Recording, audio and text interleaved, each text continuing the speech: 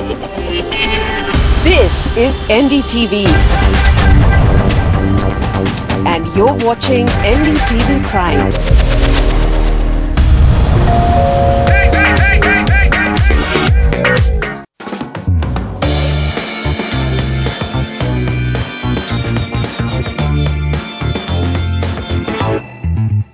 Salarpuria Sattva. Trust, it's what we build. Presents the Realty Debate with Manisha Natarajan. 2016 was a landmark year for one thing in real estate, RERA, or the Real Estate Regulator, for an industry which had so far been free for all. RERA rules and structure was finally notified by the centre or the union government. But as we enter 2017, we realize that the biggest disappointment of this year for Indian consumers and buyers has been the implementation of RERA by Indian states or at the state level. The few who have notified it have diluted some clauses of that perfect RERA which was notified by Ministry of Housing after much lobbying by groups like Fight for RERA. And states which have diluted it also include BJP-led states. So the question we are asking in today's Realty Debate, is the model RERA simply going to be a mute model adopted by none? And why is it that such few states have even come out with the final RERA rule or draft rules and missed several deadlines? Joining me today, Abhay Upadhyay, National Convener, Fight for RERA, Dr. M. Ramachandran, former Secretary, Ministry of Urban Development, Pankaj Bajaj, MD Eldeco Infrastructure and Properties Limited. So we've actually got all three grounds covered or all three sides covered of this debate. The policy makers, the developer and the buyer interests being represented by Abhay. Okay, before I begin the debate, very quick look at who's notified the final rules. Amongst those are UP, that's Uttar Pradesh. Before going to polls, I think they've done a commendable job at least to come out with rules. We'll come to how much have they diluted. Gujarat and Delhi and Union Territories. Those are, of course, very tiny markets. States where draft rules are out are Maharashtra, MP, Karnataka. Large states, rest, of course, have not even started work, but I'm only going to name some of the large states which are under the focus: Andhra Pradesh, Assam, Bihar, Arunachal, Mizoram, etc. Abhay, I'm going to come straight to you. This week there was a meeting, Mohupa called a meeting, and I believe Mr. Venkaiah Naidu said very, very candidly, RERA has to be implemented and it cannot be diluted. Yet that message does not seem to be going through at all. Well, Manisha, it is a very welcome step taken by the Ministry of HUPA, and we are very happy that we had given that suggestion way back on 7th of November by writing to the Prime Minister to call this kind of a meeting, because states after states who were coming out with draft rules were diluting the rules in favor of the builders, and we were ending if these rules go through, then the whole RERA Act will become redundant and it will not going to achieve its objective. And I have seen the press release given by the Ministry of HUPA today, and it appears that Honorable Minister for Housing Venkaiah Naidu ji has given clear, in no uncertain terms, he has mentioned that RERA has to be implemented in its letter and spirit, and that the states have no power to dilute whatsoever with regard to ongoing projects or any other clause of the RERA. And I hope that now the state governments who are represented there have got those clarification, and whichever states has diluted, like Gujarat has diluted the rules, like UP has done it, Madhya Pradesh has done it, Delhi has also in fact done the same thing. So they will now go back and revoke all those diluted provisions and come out with the fresh rules. All right. Okay. Abhay, before I go to my panelists, I just want to know what are your, let's not go to each state rules or drafts, all right? I want to know from you, which are the 3 or 4 big areas of concern where the dilution is happening, because it's very tedious to go state by state.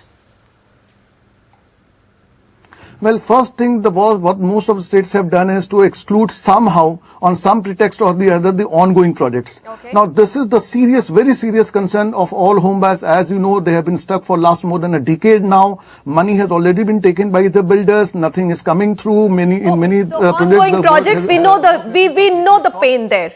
What else? And now secondly, there's the disclosure part that also being eliminated. Now, as you know, it was very necessary for all the states to come to put a provision in the rules that all the sanction plan from the beginning has to be given at the time of registration. Now, those has been compromised. Now, similarly, what the states have done, they have notified the rules which was actually the draft rule of HUPA. Now, that has many loopholes, big loopholes. So, if that is notified, then obviously all those loopholes are there, and ongoing projects have been completely ignored and the draft of HUPA rules. So, ongoing projects. So you're saying that the okay, I got you, Abhay. All right. So let's carry forward the debate. So you're saying, if I can understand, number one, ongoing projects being excluded through some pretext or the other, which is the biggest problem today, or the crisis of trust. And the second thing is that RERA was meant to bring in transparency. So far, the buyer was getting into the project without knowing whether the plans were sanctioned, whether anything was changed, whether there are any cases pending against the developer. Now, all of those in many of the draft rules and the notified rules have also got this thing. All right, Abhay, you'll get your chance. We have to give others also a chance to talk. These are the two big concerns, and they are very big concerns. Dr. Ramachandran, developer lobby says that ongoing projects, including them in RERA, is absolutely futile because those developers have run out of money, and what are you going to be able to do? My question to you is, there's going to be absolutely no fear, no pressure on those developers who've been hanging on with projects for 8 to 10 years to even complete them now, because we do know that they could fish out money, they could sell some of their land parcels, and if they had the intention, they can complete their projects. Would you agree, sir? I'm not sure whether that's the situation, because the central legislation provides for what can be not included or exempted is where the completion certificate has already been issued. So if the completion certificate has not been issued, it would still come under the jurisdiction of the new act. So I do not know how states have gone around and circumvented, if at all some state has done it. First of all, I have my doubts whether states can circumvent it, because the rules follow the act. So how can you circumvent a provision of the act and make a rule? That means if you go to court, immediately it will be quashed. All right. So it all depends on what has been circumvented, what dilution has happened. Of course, there is a message in what the minister has said today that states cannot do this. And if 4 states have notified it, and there are some 11 or 12 states which are ready to notify, I suppose those who are ready to notify will take note of this. So I'm not absolutely certain that the provisions of the legislation can be bypassed while making rules. You know, at the time of announcing the central RERA rules or notifying it, there was a statement made by the minister where he said, now I'm leaving up to the states to make changes as required, or I would say another word. I mean, I don't particularly remember, Abhay, what that word was, but he did leave a little bit of room which could be interpreted as a large room for states to make those changes. Do you think that has been misused, Abhay?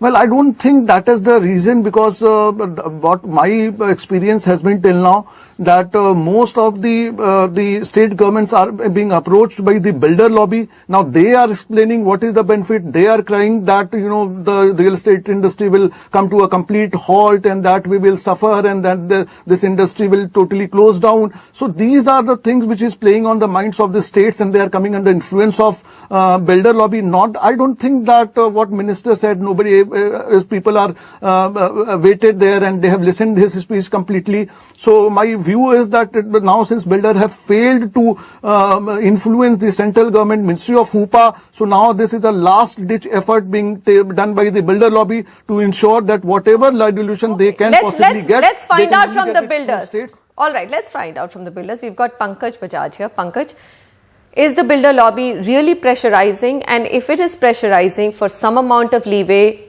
in RERA, what is the reason? First of all, there's no builder lobby as such. Right? The builders compete with each other, and you can see the number of ads and the competing offerings that they have. So there's no lobby as such. But there, like in any industry, there is sometimes there is fruitful engagement with the government, and we do give forward in our formal and informal forums. We do give forward our points of view. Now, as to your point that the minister inadvertently gave a window to the various states to dilute the act, I don't think that's fair, because frankly this is... I'm only asking a question. My job is to ask a question. I'm not saying that he did. So, I'm saying, was it misused by saying that states can adapt it? Did states take it as like we could dilute it? Let me give you an example. It's a state subject. Every state has an apartment act. Sure. So UP has a UP apartment act, and there was an apartment act in 2012. There was an apartment act in 1975. Some of these acts, and there's a new act which has been promulgated, which is the RERA, and many of the provisions are in conflict with each other. As for the existing projects being excluded, now if the project was, say, completed in the year 1980, I'm giving an absurd example, and people have been living there for the last 20 years, should it come under the new act? But there's no completion certificate, because there was never any practice of completion certificate.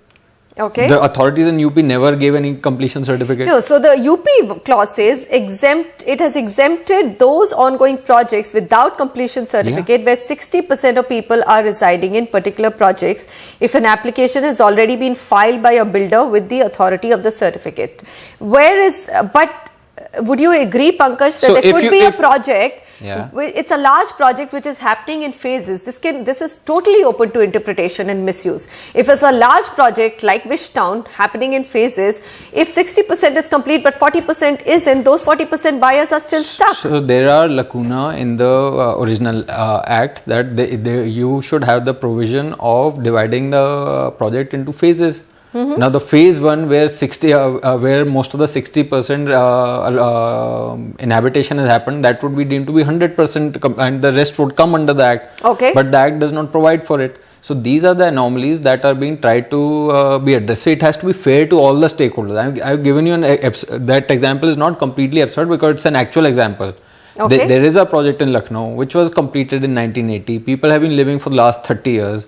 The services have been handed over to the local authorities. The water supply is taken care of by the Jal Nigam. But there is no completion certificate. But why? Because there was never any provision of a completion certificate. Right. Now what do you do? So are you saying that that's the only reason why this clause has been put an exemption? Yes, of course. And it will not be misused? If you look at the... It will not be misused? Yes, obviously not. Do you believe that this is not going to be misused? Because we are all going to be here 5 years later as well. I don't think it's going to be misused, because if you look at the exemptions which have been given in UP, those are exactly the kind of exemptions which it is allowing. It is not allowing anybody an escape window. The other one in UP which is happening, and Pankaj, I think this is again a question to be asked. Several imprisonment clauses have been made into compounding clauses where money is paid in lieu of actual punishment. Builders can avoid punishment for any fault by just paying a simple fine. Again, the problem, and I'm going to come to Dr. Ramachandran for this. Dr. Ramachandran, the problem is that, in this country, really no one goes to prison for big financial criminal acts, and this is a financial criminal act, isn't it? I mean, you take someone's money, you promise them a home, and that home doesn't come in 8 to 10 years. Someone has to be imprisoned for it, but it doesn't happen. Do you think by putting this clause, they have diluted the model RERA? Again, we have to be clear whether the states have diluted in the form of rules, because the act itself provides for compounding the offence. Uttar Pradesh has. They've said no. The act itself provides for compounding by paying a fine. Yes. So it's there. So it's not that only imprisonment is the option given to the authority under the act. It is, they started with the word imprisonment, but they said it can be compounded by paying the fine. All right. So the authorities which would come into existence, the tribunal which would come into existence, and further to that high courts will further look into this, but no one can go against the provision of the act itself. So I think we should also remember, it's for the first time such a legislation has come into existence. All right. There was tremendous amount of resistance till then. So to be fair, the central government has been successful in bringing about this legislation. So there could have been some balancing as far as the various sections are concerned. Okay. So about the imprisonment part, let's be very clear that it is provided for in the act itself, and the rules only follow the act.